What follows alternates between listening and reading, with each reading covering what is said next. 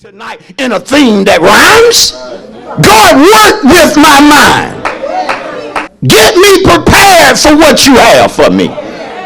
There are many of you, you don't have things tonight that you should have. Therefore, who should already be possessing certain things tonight, but you don't have it.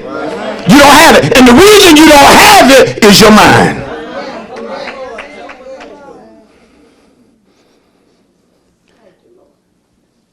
And so look at the time that we live in. So many folk worried. So many people constantly live not just battling the spirit of fear, controlled and dominated by it. Come on. Because see, we got to make the text relevant to our lives, or it don't mean anything. It's just a history lesson. But see, God ain't giving out history lesson unless he wants you to learn from the history. The word is always relevant. I say the word is always relevant. See, he got a word from God, but it didn't stop him from being afraid of the Jews. Come on, just like you get a word week in and week out, but it don't stop some of you from being afraid, fearful, scared. Woo! I better take my time right here. COVID. Folks are afraid. I said 2 months ago, before ABC said it, maybe even 3 months, before the CDC said it. God said it through me. There will be different strains. I said, this ain't over. It's recorded. But yet they don't stop some of us from being afraid. We fear COVID. We fear where it's coming from. And when you sit down and eat now, some folks, am I eating COVID? Am I breathing COVID? Am I touching COVID? When it comes to the vaccines, folks are afraid. Folk who have taken the shots are afraid of those who haven't taken the shot. Those who have taken the shots are afraid that they will forever take the shots. And what is the shot doing to me? Most of them, if they hurt in their bodies in any way, they ask themselves, is this a part of the shot? But then those who have not taken the shot, they worry about their jobs, the mandating of the shots. Will I have a job? Will I be able to go in certain place? Will I be able to travel without the shot? Mamas worry about their children. Grandparents are worrying about their grandchildren.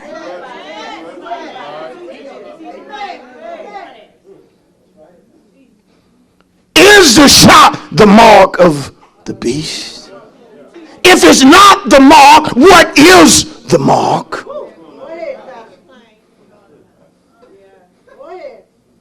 Who is the Antichrist? Who is the beast of Revelation?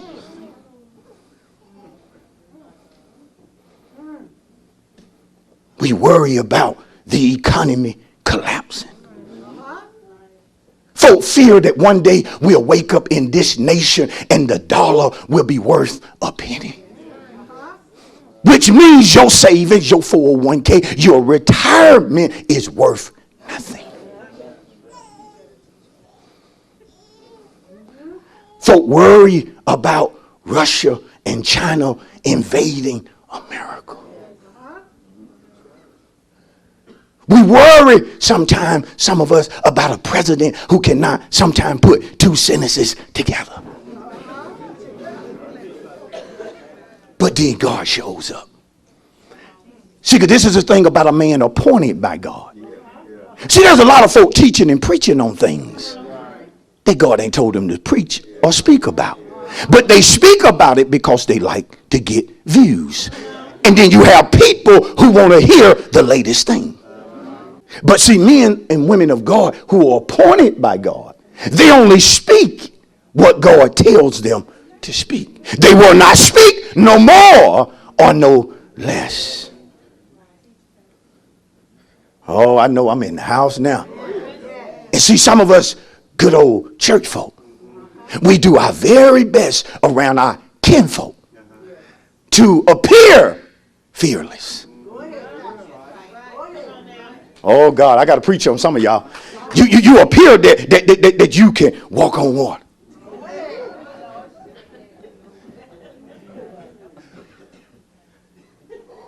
Pastor, I'm in the presence of God. But deep on the inside, you're afraid of things. And if you move God out of the equations, don't get it twisted. You should be afraid. Those of us who have no fear, we do so because of knowing the importance of obeying God. Oh, I'm right about it. Look at Psalm 112. I'm in the close. Look at Psalm 112. This word is good. And this word helping me.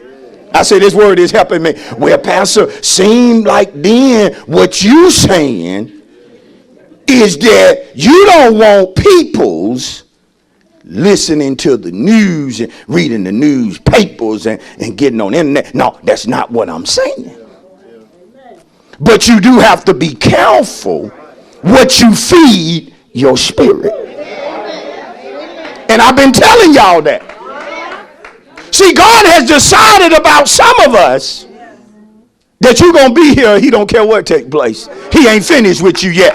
That's bottom line. You still got work to do.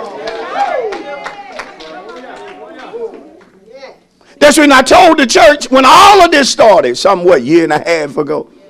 Don't allow the church to be divided over worldly things. We are affected by some of these worldly things, but we are not one another's enemy. Come on, I'm not your enemy. Well, Pastor, did you get the shot? See, it ain't none of your business. That's how we mess up.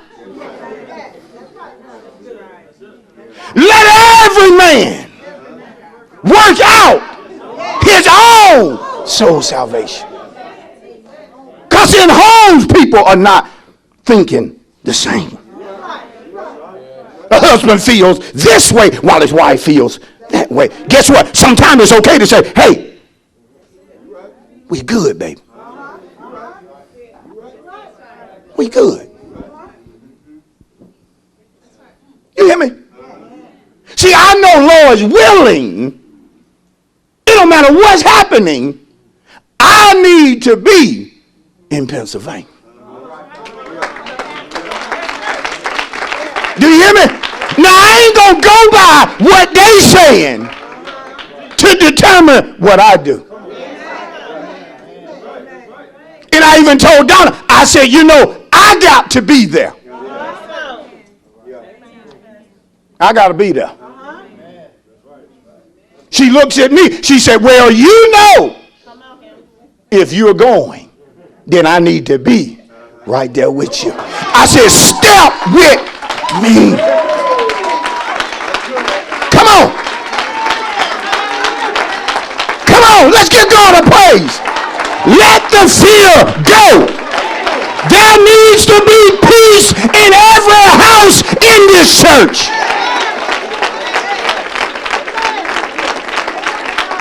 Be seated. Your sleep needs to be good. When you're afraid, I'm finna go to Psalm 112, but I want to teach it. A lot of times you can tell when you're worried and fearful, even when your words don't say it. One way you can detect it is in sleep. Listen to me, because some folks say, well, Pastor, it ain't sleep, but I sleep 8-10 hours a day. Yeah, but when you worry, you'll sleep 8 hours and it feel like 2. Because in your mind, throughout the night, you never rested. That's when some of you go down tired, wake up tired.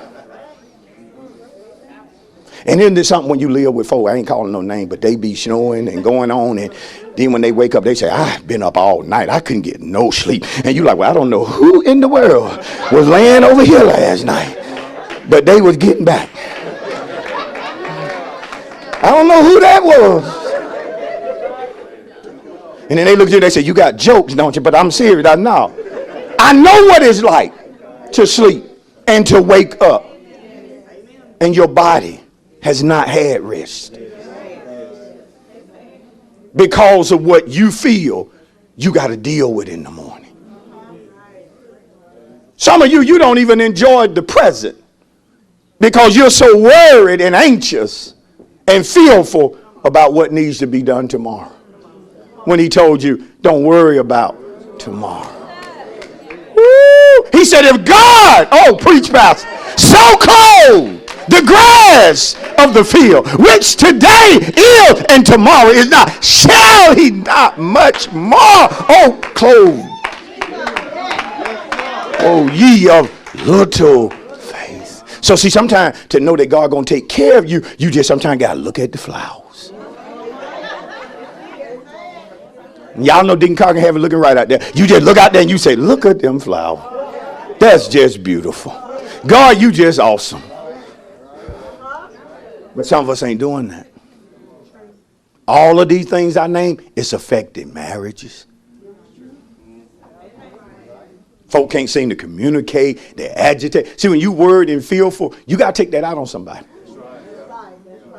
The fact that your mind is anxious, you're going to release words that sometimes going to be harsh. Sometimes they're going to be words you don't even understand. Why you saying this to this person with this type spirit? It's because you're angry about what's happening. See, when COVID started affecting people's job, people's money, and so forth, people can get angry if they ain't careful. Folk losing jobs, that's real. Okay, that's real. People making almost six figures of being called into offices where they have been faithful, only to hear upper management say things like, we got to downsize. That affects people. And if a person ain't where they need to be, who you going to release that on? I know I'm talking right. And see, some of us look at ourselves the last 2-3 months amongst those who know us. Some of us been kind of hateful. We've been kind of rude. We ain't been giving of ourselves.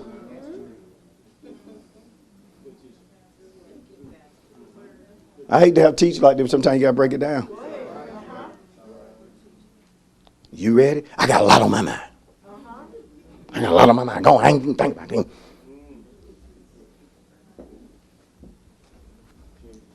Church folk treating each other cold. Come on. Some of us walk by people, we don't speak. We don't show any signs of affection, love. No kindness. But you got to deal with fear. I told Sister Donna the other day, I said, always remember, don't open the door for the spirit of fear. Because when you open the door, when you start being afraid of anything, and you leave a crack in a door, you'll start being afraid of other things. That's when I always shut the door on the spirit of fear. I don't want it to be a part of my life, no matter what's happening, because I know it comes in through a crack, and then it just takes over your life. Now you feel for about everything. And some of us know it to be true. Can't even drive your car for worried about the payment. You ought to be ashamed of yourself. I mean, y'all, that's real. That is real right there. Talk about the house God bless you with, but you feel that mortgage. You're always complaining about what needs to be done around now. And so in one sense, we getting a whooping.